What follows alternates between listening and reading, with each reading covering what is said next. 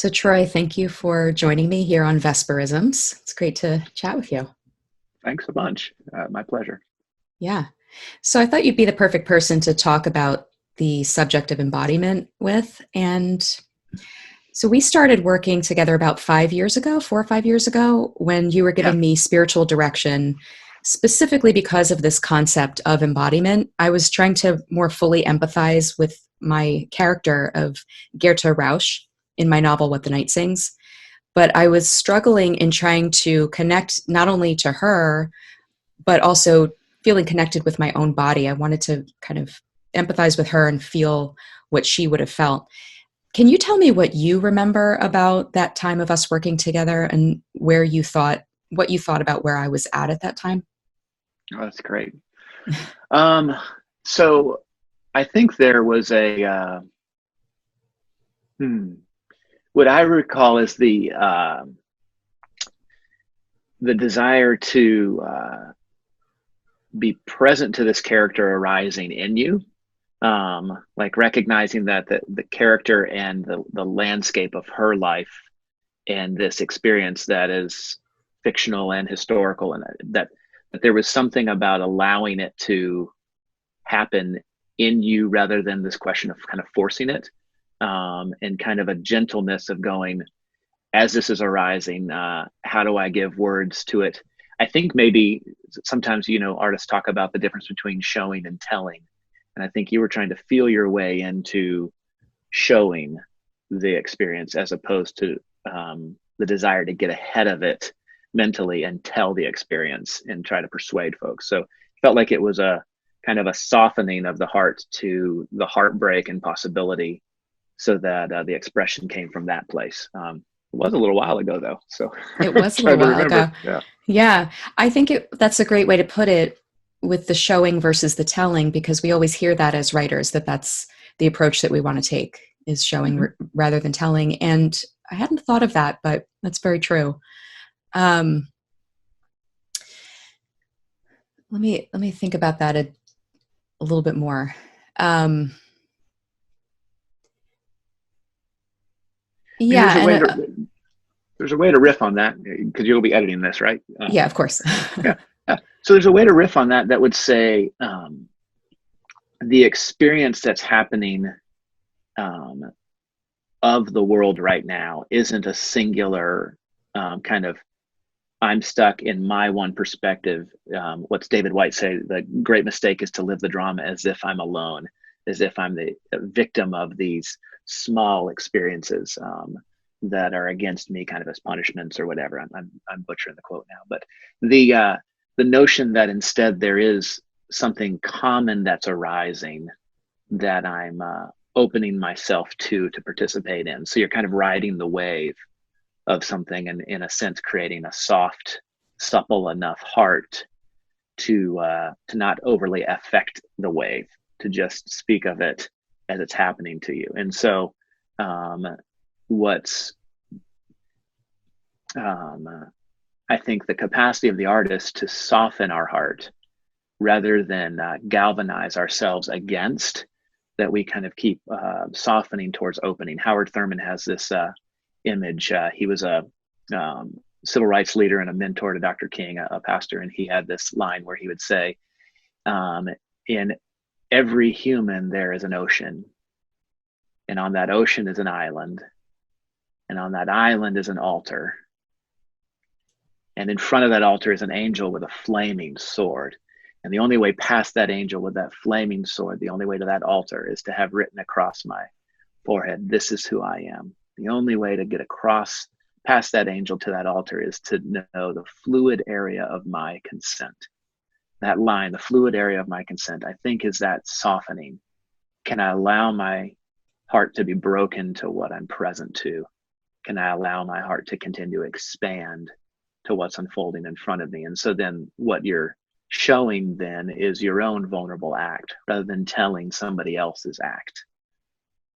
Right. Wow. I love that balance between the commonality and the specific that you're getting at, Mm-hmm. where maybe a historian would be telling the common story, the universal story of, uh, the general story, let's say.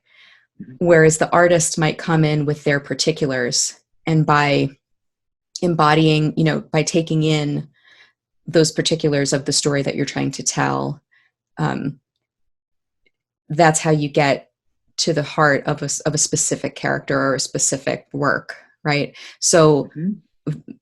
I love that image of the ocean and the island. So it's drawing in and becoming more and more specific until it's just about the one, Yeah. the one I mean, person or the one this place at the altar.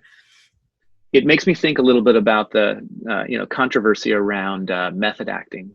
That in one sense, what a method actor does is allow their heart to be broken. So that's what's shown on stage or on screen, is their very heart broken, not them playing the heart of someone else's heart being broken. Mm. And we know that that can wrench a person, right? And we know artists that can leave it all on the stage because they're able to do just that.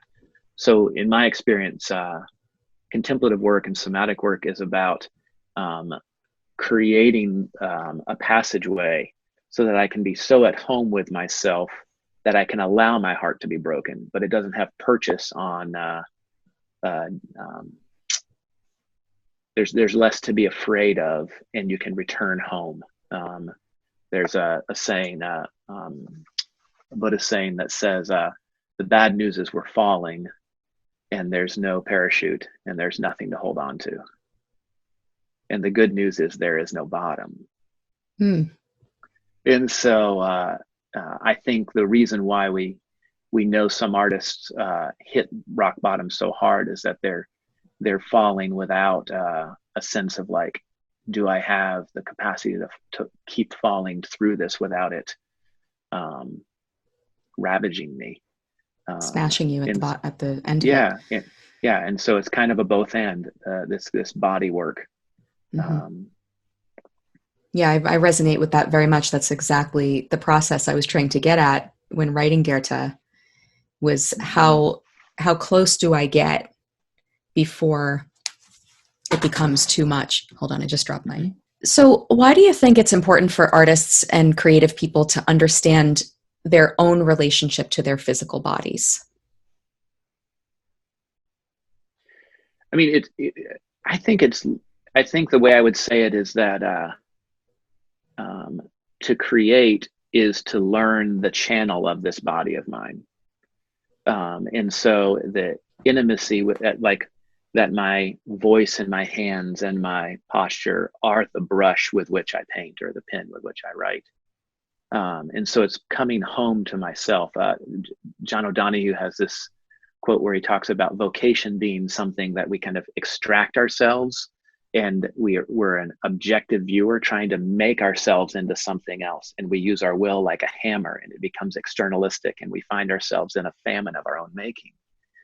And so to me, if my body is my own tool in my own home, then to become acquainted with it creates the ease needed to express what I'm deeply called or kind of longing to be a part of. It's the 10,000 hours. We spend 10,000 hours in our body, but we aren't conscious of it.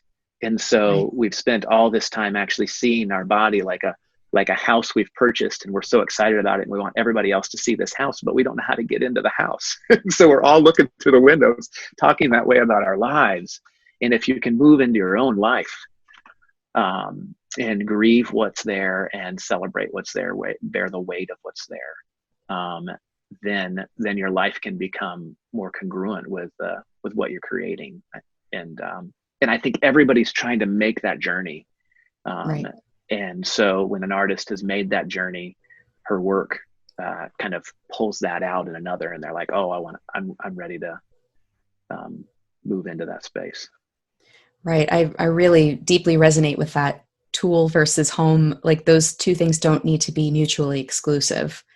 Yeah. And I know for so many years I saw my body, or my hand, just my hands, my disembodied Mm-hmm. hands, as the tool, right? Or maybe my eyes and my hands together as this multi-tool, Yeah. but never saw my body as my home, which was also a safe place to retreat to, at the end of a long day, or even while I'm creating work. it never felt that way. It always felt like something I had to wield or punish, Yeah. in order to make the work. Well, and I think I know a number of artists that not across the board, but I know a number like singer-songwriters and some graphic designers and others that fall into this kind of modern Western approach, which is I wield these tools, and then on the weekend, or whatever your weekend ends up being, I let them go. I burn them all to the ground because I don't care Mm-hmm. about them, and then I wield them again. And so we never actually find what it's like to be satisfied with this body of ours, to be satisfied with the life we're in the midst of living. And so Sabbath or rest, whatever your weekend looks like, becomes disembodied.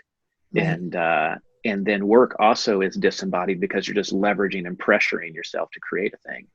And if both your rest and your work were good for the soil of your own bones, because you've done good crop rotation, then your body enjoys this ride you're on, and your tears can be your healing, and you can be present to Mm. what's happening right now. Oh, I love that. I mean, what a contrast to the kind of typical artist trope of, the Hemingway, lying in his bed getting drunk at the same, or just Yeah, going out and partying on the weekend and trying to further numb and disembody from yourself and then expect your body to go to work for you on Monday morning. That's really profound. yeah, yeah. Hmm. Mm-hmm. Wow.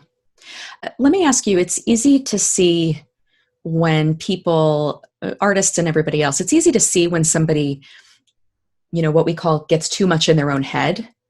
But do you think it's possible that we can get too much in our own bodies? And what do you think that would look like on the unhealthy side of that spectrum? I mean, we were just going after Hemingway. I think that artists, good artists, are unhealthy. So, in a sense, like just being on tilt is actually like over our skis is a courageous thing. So I think it's this question of am I listening? I tell you who's been really helpful for me. There's a whole tradition of work called the Enneagram. And in that work, there's this notion that there's three centers of knowing and perceiving and relating. And one of them is the body, which becomes kind of this rooted kind of gut instinct. One of them is the heart, which is really the emotive space of allowing emotions and feelings to kind of move and pass through. And then one of them is the head, the intellect. And the wisdom of that kind of integrative thought is that all three of those online, when all three of those are online, I'm present in a way where I'm not escaping or where I'm not addicted to my survival strategies.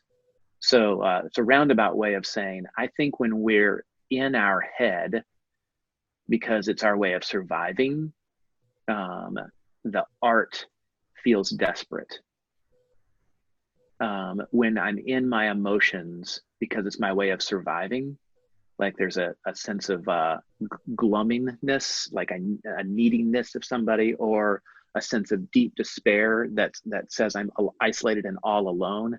While that can be beautiful, after a while that becomes a survival strategy, and you're observing someone else surviving, and that's precious, but it doesn't have a lingering narrative to it. And I think when those that are in their body with anger and with a kind of a fierceness that says there must be something done now, if they're only in that space and they aren't creating capacity for emotion and creating compassion for their capacity for consciousness and intellect, then we get off balance. I think it's a little more about the weaving together of those three points of attention in our body than it is about either trying to juggle or balance them, or going too far into one side. It's almost like you can see some folks go deeper. All of them go deeper. You follow extraordinary art, and you notice that it's both heartbreaking and volitional, and has a capacity the intellectual horizon is mind blowing, and they're doing all of that. Right. And so it feels harmonious. Yeah, I'm an 8 on the Enneagram, as you know. And that's interesting to think about that body aspect as this kind of gut, instinctual, like action oriented thing, rather than really making peace with the body, the heart, and the mind all as something integrated. And in one of the episodes, I spoke about how sometimes people will have a concept that art should come directly from theory. That the best artists or the best writers are those that are coming from a place of literary criticism or the theoretical first. And I think that has a lot of shortcomings, because then what do you do with art that is, very emotion based or, very, very physical, or, if it's only in the mind, or if it's only generated in the mind, or even primarily generated in the mind, it's just as non-integrated as someone who's just like, I feel all these things all the time, that kind of trope of the sensitive artist. So I love that image of those three being integrated as a whole person, that the artist can really be a whole integrated person. Yeah, I mean, we've come to appreciate the bravery of the artist, and I think typically any of us in our first half of the life as younger folks, we get over our skis, and where we're brave is a sharp edge to what we're putting into the world, which most of us as artists, that's what we've decided is like that. So this is now what I'm leading with. But I think that to recognize that this is an overused phrase, but I would say that the universe is conspiring with us, that it's not simply that I got there first from this sharp edge, but that there's other things arising at the same time. And so I can recognize that in body, mind, and spirit. So yeah. That's fantastic. Yeah. So I want to talk about the time period that we find ourselves in right now with the global pandemic going on. It's a difficult time, obviously. And because of this novel coronavirus, we're all very sequestered from our natural need as human beings for other people, whether we're introverts or extroverts. There is that sense that, we need that feeling of human connection, and we're somewhat cut off from that right now. I mean, we are herd animals after all. And right now we're limited with human touch and even with the presence of other people in a room, unless we already live with other people. So you run a center for contemplation, and I imagine you're not able to gather people right now. Is that correct? Not in person. Yeah. Not in person. So how are you thinking and processing this personally? Like, how is it looking with your family, for instance, who I'm guessing are home with you right now, 24/7? If you're going to hear Ohio some is in a minute. Yeah. Yeah. So how are you handling that personally? Gosh, there's a couple different ways. So one is we were able with the Hive, the center I direct, we were able to pivot everything to Zoom, which was an incredible act of like trusting each other and folks kind of building something and building the plane in the air. And I was blown away that we were able to pull that off. And then comes the question of what happens on Zoom, and is it as powerful as having folks in circles together? Right. And I'd say one of the big learnings, talking to other facilitators about how that works, because typically you might be in a small group of 10 to 18 folks in a circle for an hour and a half for a class for 6 weeks in a row. And we often talk about reading the room, that you can kind of notice a room like those, like if you're snorkeling and there's different creatures you touch and then they shrivel up and then they open back up. You can notice a room do that the same way you can notice it in your body. So without the capacity of being face to face, that's been harder. And I think what I've learned is the power of transmission, that there's something, there's the story of Itzhak Perlman talking about not just playing the piece or playing the violin, but playing the room. There's something that can happen transmission wise from an artist, from any person, but from that artistic capacity of opening empathy and skill so that a room can feel it. And you begin to recognize you don't have to be face to face to do that. So it's been really surprising over Zoom in particular to have groups where we're able to open our hearts to one another. And there might be somebody on that Zoom call from the Bay Area and somebody else from Florida and whatever, and that there's actually collective work happening that's not bound to shorter geography, that you can actually open your hearts to each other. That's been big for me. Another one has been, what's the Pascal quote? In troubling times, keep something near you that's beautiful. I'm sure I butchered that quote, but it has been important for me to set up a different routine of what is beautiful, because I'm a go find a new coffee shop, a new bar, a new cocktail, a new I'm out going out, and how can I do that and cultivate that at home? And so it's been something as simple as like creating a little space that says, for the next half hour, Dad's outside listening to music, and I put on an album, or not an album outside, but I'll put on a playlist and sit with a glass of bourbon and kind of notice the space around me, and just let myself take a ride on that artwork, or the importance now of poetry more than ever, having something that keeps me from the usual kind of prosaic feed that comes through my phone into a present kind of, how do I drop into this moment? Those are a few things. Well, yeah, I noticed a lot of us are doing a ton of reading that we normally wouldn't be doing at the moment. So diving into poetry, I mean, I'm diving into a lot of books on art. A lot of that theory that I was talking about, or just, how to get back in touch with my inner artist kind of thing. I'm doing The Artist Way, reading Art and Fear and books like that. Do you have any books or recommended reading that you would share with us that could be really good, specifically on this concept of embodiment, and that would help us at this time? Yeah, there's two that come to mind. One book that's gone a long way for me. It's changed how I do guided meditation. It's changed my own kind of prayer practice and contemplative practice. Is a book by Wendy Palmer called The Intuitive Body. And what she gets after, she's an Aikido teacher that's also done quite a bit of like organizational behavior kind of coaching, and it's kind of a pioneer in this field of somatics. And she helps us recognize that a mindfulness practice is not bypassing or a dissociative habit of going, can I get loose of all the pain and the worry and get into kind of a pie in the sky kind of place, but can I be present to how this is hitting my body? And she does some really great exercises. We might have some time to do it together, but some exercises where you kind of notice the space in front of you and behind you and to your left and right. And it begins to let you situate your I would say the word would be like your locus of perception, from the notion that it's happening at our brain, but it's actually happening in our whole body. So you kind of drop into the heart space and into the breath and perceive from that space. And then kind of in the other hand, I'm still a huge fan of Daniel Lindinsky's Love Poems from God. And he has translations then of work by Hafiz and Rumi and Catherine of Siena and St. Francis and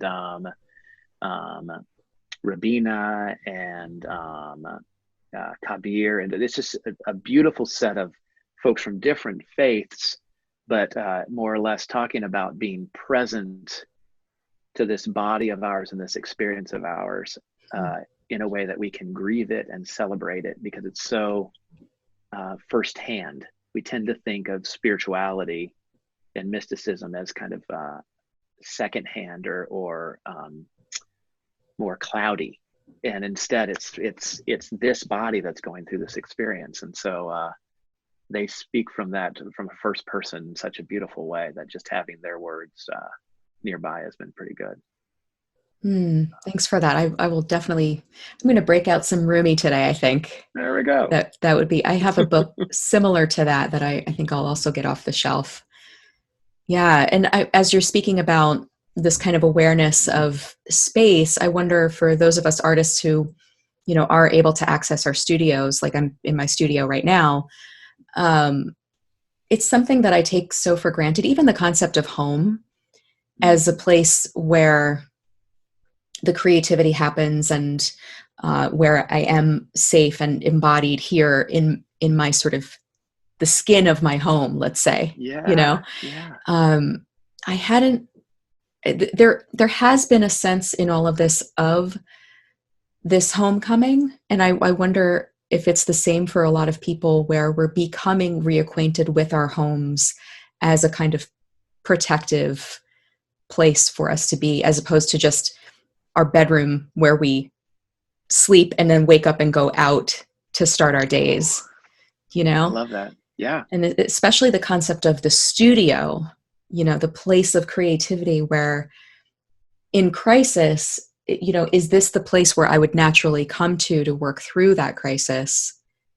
Can I see that as an Mm. opportunity to, um, to take advantage of this space and kind of get to know it in a different way than I had before. Mm-hmm. So that's been something I'm working through here. Mm. I like the I notion want, of homecoming. That's great.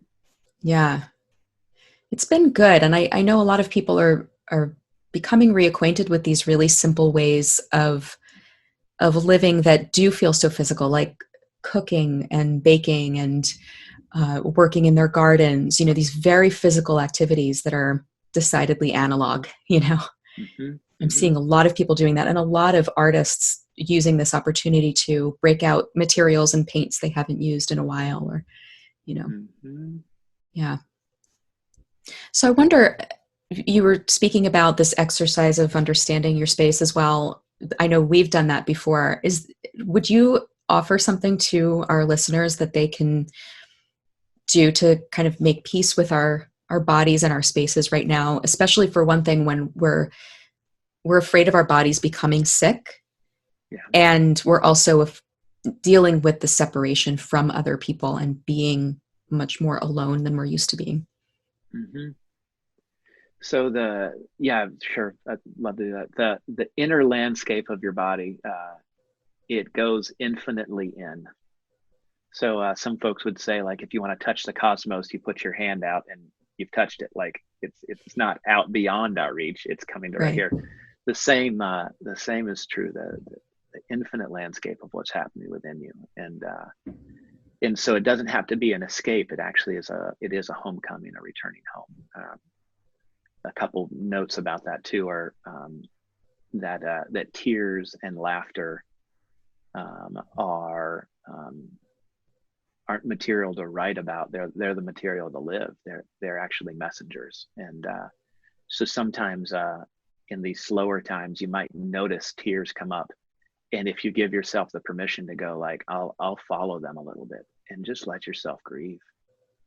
Mm. And you might notice laughter come up, and our artistic, cynical self doesn't want to over laugh a thing, and just let yourself laugh and watch your kid make a fool of themselves, or let yourself be just a little bit looser. That's really big. But here's how this practice would work. And I'm borrowing a lot from Wendy Palmer's work here.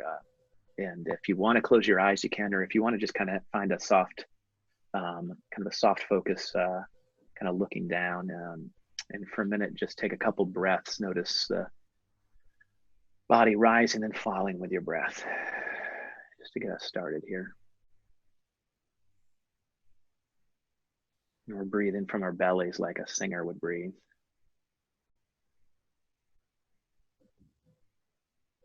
And you notice the weight of your body. Maybe you've thought of your body as being a collection of molecules, kind of marble shaped. Just let those marbles kind of change to a chocolate chip shape, where they're heavy on the bottom. The body settle in.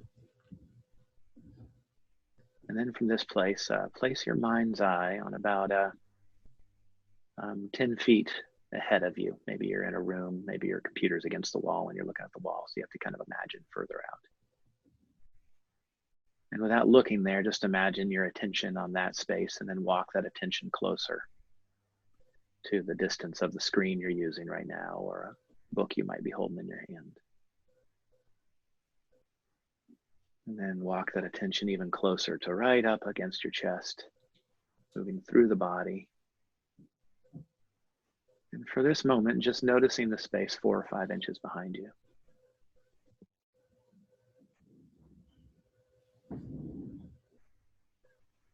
We spend so much of our time viewing the wallet-sized picture version of ourselves, or the Zoom window version of ourselves. We don't recognize all this space we're inhabiting. So just notice that space behind you. From the crown of your head across the back and shoulders, past the sit bones and hamstrings and the heels into the floor, and just notice that whole field behind you that's still kind of part of your realm or part of your world.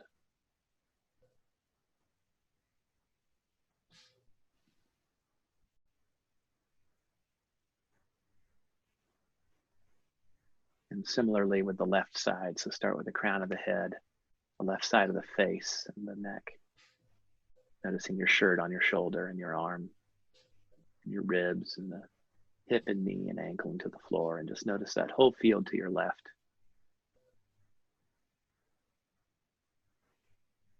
Almost like you're standing by a radiator and you can feel some of the heat.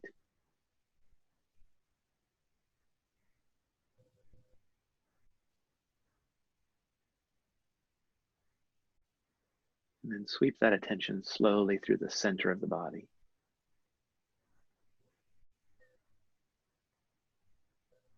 Like you've slowed the film down on a broom. It's just slowly sweeping through the center of your body, making its way to the right side.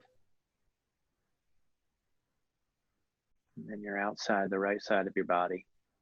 And similarly going from the crown of the head to the right side of the face, the temple and cheek and ear and jaw. Off of that to the shoulder and arm, the ribs, the hip and knee and ankle. And now you're noticing that similar, like the warmth of a radiator or the steam off of a large fountain, the mist. Just noticing that space to the right of you.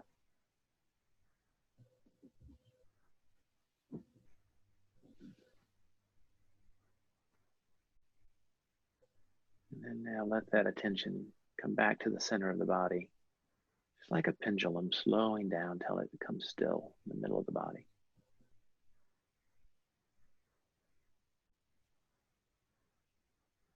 And all the experiences you've had in life, all the stories that you've carried with you, those stories have happened around this body of yours, and all those experiences have happened in this body of yours. And right now, for this minute, our bodies are sharing an experience. Now start with the crown of the head dropping down through the busy brain. It's grateful for all that it's done on purpose and all the reactions and all the unconscious things it does automatically. Down to behind the eyes, between the ears, past the sinuses and palate into the mouth. Just grateful for all that the mouth has done, all you've said and tasted and breathed, and following that to the root of the tongue and swallowing and noticing the center of the neck.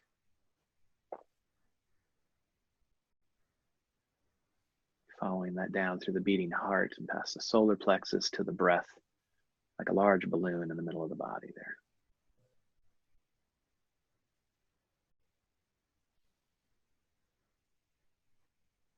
Hafiz, the Sufi mystic, says that the only air that the divine breathes is the air that I'm breathing.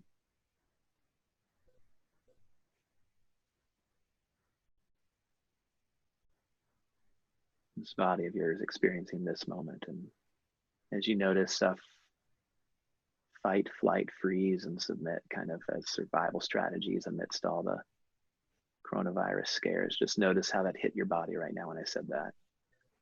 And just return to that breath, to this body of yours, the gift that you have of your body.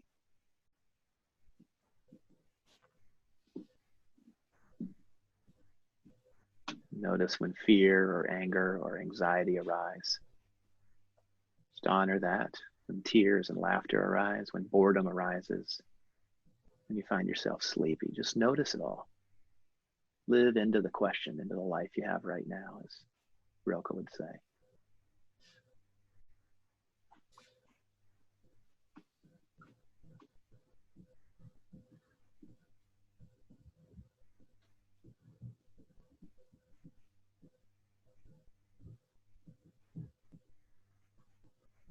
And from this place, just honoring that inner landscape. Almost imagine if you had taken your shoes off now and you're just kind of walking out, backing out slowly with reverence, acknowledging what's happening within you. So you slowly acknowledge what's happening as your whole life, this body of yours, the trauma that's written on your body, the joys and the memories, the things you've already forgotten, things yet to happen in this body. And slowly opening your eyes and returning to your work from a place that's maybe a little bit more at home. Thank you so much, Troy. You bet, Vesper. Thanks for the invitation. It's great chatting with you, and really wish your family peace right now and love. Thanks so much. Yeah, y'all too. And stay in touch. Will do. All right. Thanks, my friend. You bet. You bet. Take care. All right. Have a great day. You too. Thanks. Bye. Bye-bye.